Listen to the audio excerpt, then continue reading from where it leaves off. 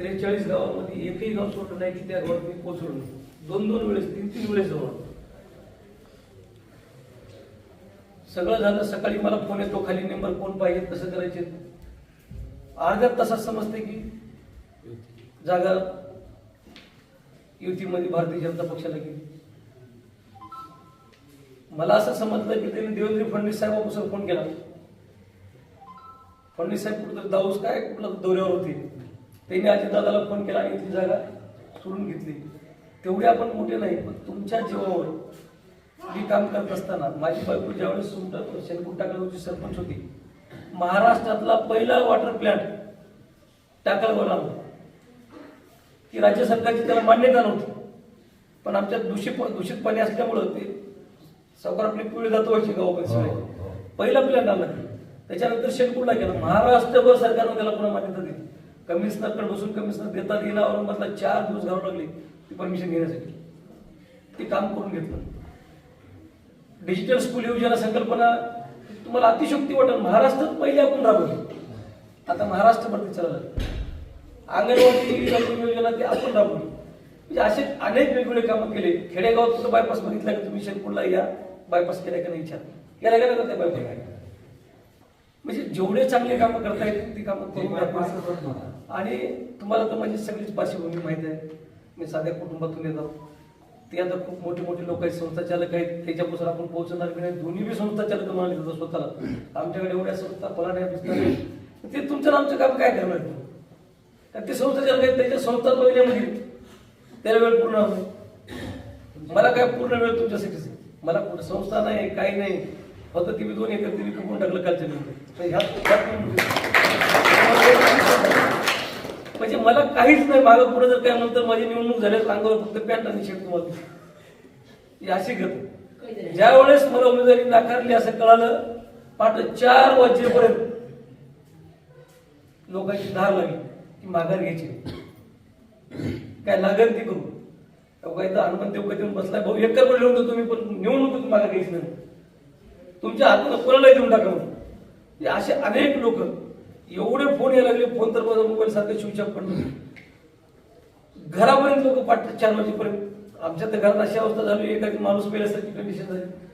का तर एकदम आघात झाल्यावर झाला की अर्ध्या तासात तशी गोष्ट होती. ताबडतोब लोकांना सगळ्या काळात लोकांनी म्हणलं की नाही, तुम्ही माघार घ्यायची नाही, जे होईल ते आपण समोर जाऊ. मला सांगा, पुढील महायुतीचे उमेदवार, त्याचं गाव सुद्धा आपल्या मतदारसंघात नाही, तालुक्यात नाही. त्याचं गाव चाकूर तालुक्यात आहे. त्याच्या स्वतःच्या गावात ओबीसी महिलेला जागा सुटले.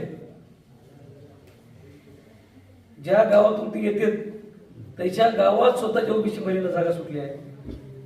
त्याने तिथलं नाव काय करणं, तिथे भाजपला जागा आहे, तिथं लढायचं. ती जागा सोडून देऊन त्यांनी फक्त राम रोटेवर येता कामा नाही. भविष्यात समाजाच्या नावानं करणारी दलाली हे माणूस थांबवेल म्हणून भीतीपोटी हातापाया करून उमेदवारी कटवण्याचं काम केलं.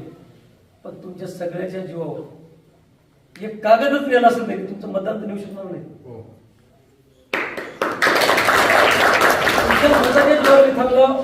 ही लढाई कागद विरुद्ध मतदान, तुमचं स्वाभिमानाचं मतदान विरुद्ध ती कागद चोरीचं मतदान लढाई, अशी लढाई आहे. तुम्ही सगळ्यांना ठरवा. तुम्हाला तर मी पहिले विचारले, तुम्ही थांबा म्हणल्यास मी तयारी केली. आता मी कुठल्याही परिस्थितीत माघार घेणार नाही. आज त्याची अवस्था अशी झाली आहे. काल जिल्हाध्यक्षाकडे गेले म्हणून मला कळलं की काही करा साहेब, माझ्या विरोधात घाट रचना गेलाय. पुढच्या माणूस माघार घ्यायला तयार नाही, ती उचलून घ्यायला सांगा, मंत्री महोदयाला सांगा, फरांड करा. जिल्हाध्यक्ष म्हणजे तुम्ही कोणतरी ती माणूस कमकत आहे म्हणून तुम्ही सांगितलं होतं ना, त्याला कशाला उमेदवारी द्यायची आहे. लढा आता काय व्हायची उद्या. आजची कंडिशन, आज त्याला भित्र सुटलंय, त्याचे चेहरे बघा, असं मला चेहरे पडले. म्हणजे उमेदवारी त्यांनी घ्यायला घेतली, पण तुमचं मन नाही घेणार, तुमचं मतदान नाही घेणार. मला तुम्हाला कळकळीची विनंती आहे. 43 गावातून मोठ्या प्रमाणात पाठिंबा आहे. आणि तुम्हाला प्रभू श्रीरामाच्या मंदिरावर सांगतो, जिल्हा परिषदचा अध्यक्ष तुमचं मत ठरवणार आहे, एवढं तुम्हाला तुमच्या विश्वासाला कधीच तडा जाऊ देणार नाही. चांगले नवनवीन योजना आपण आणू, चांगले काम करून दाखवतो. रात्री किती वाजता फोन केला होता तुम्हाला, मी कधी बी टाकेला धावून येणारा माणूस आहे. माझ्या घरातल्या दुर्डीपर्यंत येऊन तुम्ही पोहोचू शकता, भाकरीच्या दुर्डीपर्यंत पोहोचू शकता. त्याच्या घरी जर जायचं मग तर मोठे मोठे बोके कुत्रे बाबा कुत्रावर काय कंडिशन होऊ नये, एवढी परिस्थिती वाईट आहे. मागच्या वेळेस आपण जेव्हा त्याला इथे निवडून दिले एकवेळेस त्याचे पती वारल्यामुळं, तर मागचे 5 वर्ष त्यांनी लातूरला घर केलं, पण इथं नाही आले मतदारसंघात तरी नुसतं घर केलं नाही. वृद्धा गावामध्ये जे स्ट्रीट लाईट असते सौर ऊर्जा नवीन असला ते लाईट गावात न करता डायरेक्ट त्याच्या कॉलेजवर केली. सांगली सारख्या गावात पाण्याची टंचाई होती, टंचाईमधून कटाटाकी पाईपलाईन मंजूर केली, शाळेमध्ये येऊन बसवली. तुम्हाला आत्ताही बघता येईल तसंच आहे. दलित वस्तीचा निधी कॉलेजमध्ये सिमेंट रस्ता म्हणून टाकून दिला. काय त्याला म्हणजे स्वतःच्या स्वार्थासाठी एक रुई म्हणायचं गाव आपल्याच मतदारसंघात तुम्हाला सगळ्याला माहिती आहे. त्या गावच्या नावानं आश्रमशाळा आज मी ते आश्रमशाळा वरवटी सारख्या ठिकाणी बसवली. आजोबा आहे का नाही रुईच्या नावाची, म्हणजे खोट्या एनोशा जोडून ती शाळा तिथं बसवली. आणि तिथं तुमच्या आमची लेकरं ओबीसीच्या लेकरांसाठी ती विजेपीसाठी शाळा आहे. तिथं कुणीच निवासी राहत नाही. महिन्याला टनावर राशन आणायचं, ती लेकराला कुठे गेले की काळ्या बाजारातून मोठ्यात घेऊन विकायचं, म्हणजे आपल्या लेकराचं रक्तच नाही. आज शासनाच्या योजनेतून इंग्लिश स्कूल चालू केलंय. त्या इंग्लिश स्कूल मध्ये मोफत योजना आहे. त्या मोफत योजनेला 1-1 लाख पैसे असतील ते व्हेज नॉनव्हेज सगळ्या प्रकारचं खाद्य त्याला स्वीट मध्ये सगळ्या प्रकारचं खाद्य देतात. एकही विद्यार्थी निवासी नाही. 5-25 काय बाहेरच्या तालुक्यातलं कुठल्या तेवढेच. इन्स्पेक्शन आलं की विद्यार्थ्याला म्हणायचं मुक्काम राहा. काय प्रकार आहे हे? कुठंतरी त्या लेकराचं म्हणजे होणारं शोषण आपल्याला थांबवायचे. आणि त्यांनी स्वतःचा भ्रष्टाचार लपवण्यासाठी, पांघरून घालण्यासाठी त्यांनी ती उमेदवारी घेतली. आणि मी त्याचा भ्रष्टाचार उघड केल्याशिवाय राहणार नाही. तुमच्या जीवावर तुम्हाला विश्वास देतो, तुम्हाला कधीच खाली मान घालायची वेळ देणार नाही. तुम्हाला असं वाटत की आम्ही तुम्ही एवढा माणूस स्वाभिमानानं तुम्ही छाती डोकून सांगताल की कामाचा दिलाय, एवढा तुम्हाला विश्वास देतो. तुम्हाला कळकळीची विनंती आहे की मला तुम्ही साथ द्या.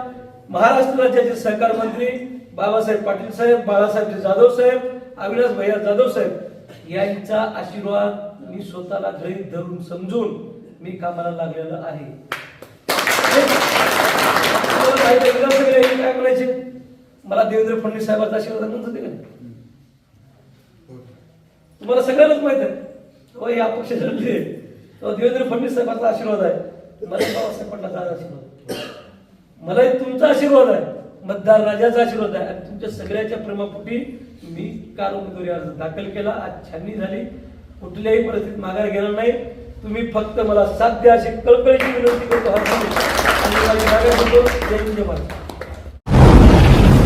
आवाज बहुजनांचा.